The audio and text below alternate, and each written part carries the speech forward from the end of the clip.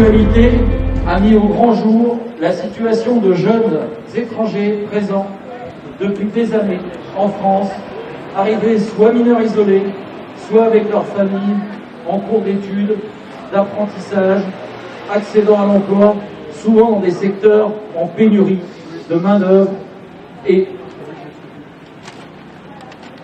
soudain victimes de refus de séjour avec obligation de quitter le territoire français, OQTF, dès lors qu'ils arrivent à leur majorité. Nous nous réjouissons évidemment que plusieurs de ces jeunes aient trouvé une solution heureuse avec l'obtention d'un titre de séjour grâce à la solidarité que leur situation a suscité. Au-delà de ces cas emblématiques, les jeunes en détresse sont nombreux. Depuis des années, associations, enseignants, éducateurs, chefs d'entreprise, maîtres d'apprentissage, élus sonnent l'alarme et ne sont pas entendus. Nous sommes quotidiennement témoins d'un terrible gâchis humain et social. Voir des jeunes être menacés d'expulsion, réduits à vivre dans la peur, l'errance, la clandestinité, alors que la France est devenue leur pays, celui de leurs liens, de leurs amitiés, de leurs amours, et qu'ils sont prêts à rendre à la société ce qu'elle a investi dans leur formation.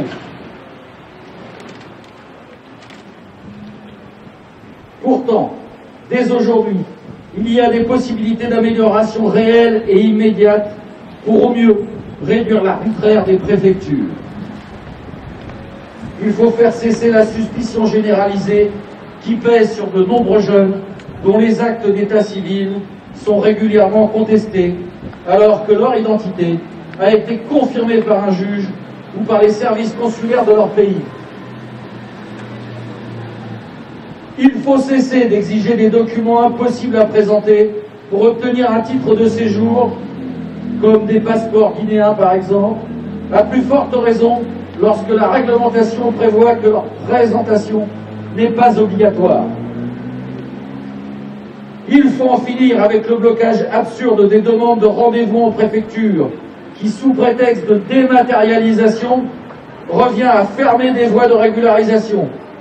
Ainsi, des jeunes que la loi oblige à demander un titre de séjour avant 19 ans sont mis dans l'impossibilité de le faire. Il faut que ces jeunes puissent avoir accès à des formations ou des contrats d'apprentissage en fonction de leur niveau de compétence, qu'ils puissent poursuivre les parcours engagés et plus largement poursuivre la vie qu'ils ont entamée en obtenant aisément un titre de séjour protecteur et stable. Il faut régulariser de façon large et durable les personnes étrangères présentes depuis plusieurs années sur notre territoire, notamment en appliquant la circulaire du 28 novembre 2012, plutôt que de mettre fin à celle-ci sans le dire et de restreindre l'accès aux droits et ainsi multiplier les situations dramatiques. Ce sont là des mesures de bon sens qui seraient la preuve que le message de ces jeunes, de leurs éducateurs et enseignants, de leurs employeurs et de leurs formateurs et aussi de leurs familles d'accueil a été entendu. Mais elle ne nous dispense pas de réfléchir ensemble à la mise en œuvre de politiques d'accueil et de respect des droits fondés sur l'ouverture des frontières et des cœurs et non plus sur la peur et la fermeture.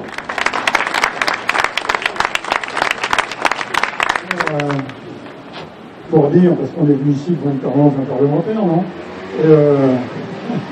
Le premier constat, c'est que c'est fermé, et alors qu'il est prévenu depuis un petit moment, et qu'il n'a même pas donné une réponse, c'est dommage, parce qu'il aurait dit qu'on était quand même assez nombreux, et qu'on est extrêmement divers, et que pour des parlementaires qui normalement sont là à la rencontre de la société civile, paraît-il, vivante, avec de nouvelles pratiques politiques, garder, j'oserais dire, une porte close et refuser de rencontrer des forces extrêmement diverses qui s'impliquent auprès des jeunes, je crois que c'est révélateur, à un moment donné, de la conception de la démocratie, de la citoyenneté qu'on peut avoir. Donc il y a des gens qui ont le mot République et démocratie à la bouche beaucoup, Mais lorsqu'on est élu de la République, en permanence garder sa porte fermée et refuser de rencontrer les jeunes, les parents d'élèves, les enseignants ou les associations qui interviennent en solidarité, relève, le mot scandale est assez faible, je pense, mais ça déconsidère absolument tout ce que ces gens peuvent représenter et être. Je le dis très fermement, très calmement, mais cette symbolique est extrêmement forte. Vous voyez, on a des situations humaines, plusieurs dizaines de jeunes, et je suppose que si ce qui est vrai pour les jeunes majeurs ou mineurs isolés dans ce département doit être vrai pour d'autres corps sociaux et tout. Et quand on demande à rencontrer, à dialoguer et à expliquer les choses, la seule chose qu'on trouve, c'est une porte close. C'est quelque chose qui ne peut pas durer dans une société. Hein. Je veux dire, le dialogue doit s'instaurer, mais à un moment donné, on ne peut pas penser continuer à vivre ensemble avec des portes qui sont closes. Ça pose un problème de fond, réellement de fond. Même le préfet nous a répondu, nous recevrons demain soir. Mais depuis que cette personne est élue, je le redis, je le réinsiste, on lui a écrit plusieurs fois. On a demandé à le rencontrer lorsqu'il a voté la loi de septembre 2018. Il n'a même pas daigné nous répondre. Je veux dire, il n'a pas daigné nous répondre en 2018. Il ne nous a pas reçus. Son autre parlementaire de la même majorité, elle nous avait répondu qu'elle n'avait rien à nous dire. C'est aussi, je le dis, parce que c'est pas souvent qu'un parlementaire nous répond « je ne vous rencontre pas parce que j'ai rien à vous dire ». C'est vrai, c'est quelque chose d'important dans un dialogue social et un dialogue citoyen et républicain. Et lui, depuis quelques années, on lui a écrit, on lui a envoyé tous les dossiers, tous les courriers qu'on a envoyés à la préfecture en lui demandant son avis. Aucune réponse et toujours porte close. Donc à un moment donné, on a envie de dire ça suffit, et on se demande pourquoi il est élu. Enfin, franchement, c'est quelque chose qui est assez surprenant.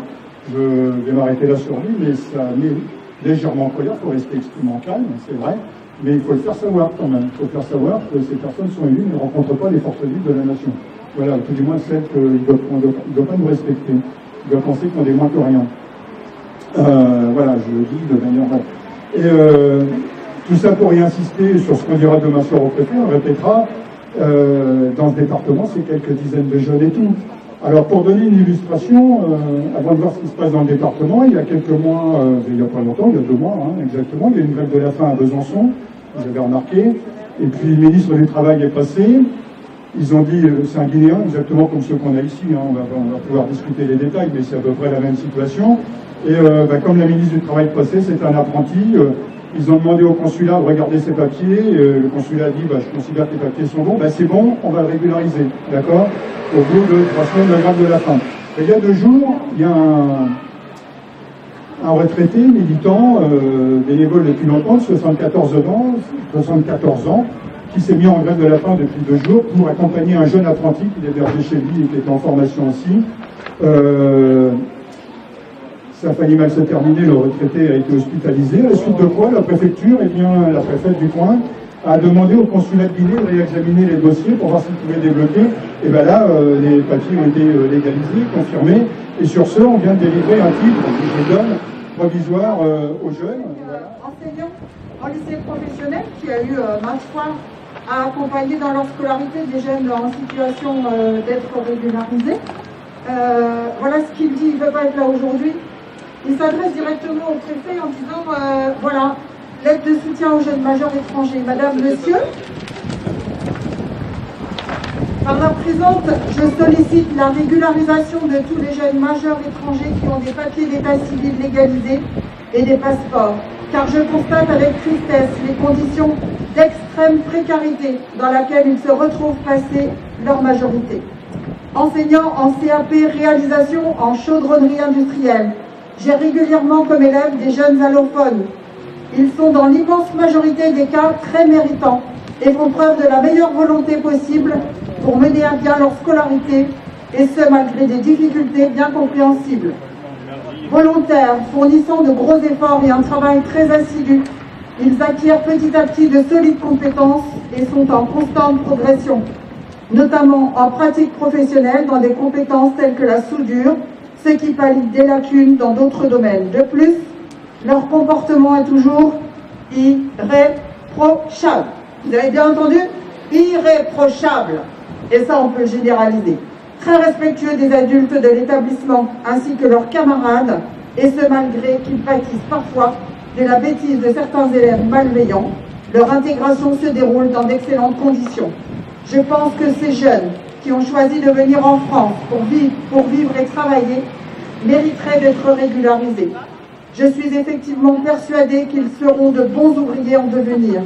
étant souvent en contact avec les entreprises du domaine dans le cadre de visites de stagiaires, il en ressort que les employeurs peinent à recruter des apprentis et qu'ils remarquent chez ces jeunes une réelle motivation et un goût de l'effort devenu rare.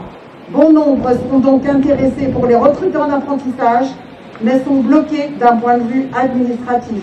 Cette situation va à l'encontre de la logique. Voilà un témoignage d'un enseignant qui fait part de sa réalité. Ça, c'est pas un discours fabriqué. C'est issu de l'expérience réelle de quelqu'un qui vit avec des jeunes majeurs, avec d'autres jeunes nés ici, et qui les regarde évoluer, progresser. Et c'est un témoignage direct, réel. C'est pas un discours qu'on a fabriqué pour les faire passer pour des délinquants.